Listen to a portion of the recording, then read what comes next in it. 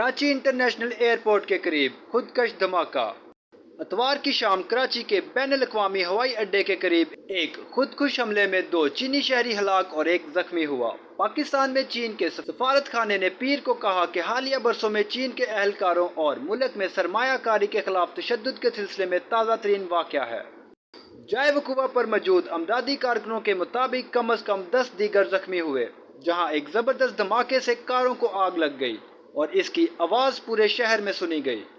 Baloch liberation army کے علیحدگی پسند گروپ نے ایک بیان میں ذمہ داری قبول کرتے ہوئے کہا کہ یہ دھماکہ ایک خودکش حملہ تھا جس میں چینی انجینئر اور سرمایہ کاروں کے قافلے کو نشانہ بنایا گیا، جو پاکستان کے سب سے بڑے اور مصروف ترین ہوا بازی کے مرکز جناح انٹرنیشنل ایئرپورٹ سے نکل رہے تھے۔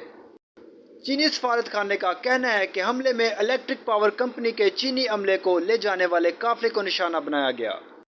پاکستان کے وزیر اعظم شہباز شریف نے واقعے کی شدید مذمت کی اور چینی قیادت اور چین کی عوام سے دلی تعزیت پیش کی۔ انہوں نے کہا کہ پاکستان اپنے چینی دوستوں کی حفاظت کے لیے پرعزم ہے۔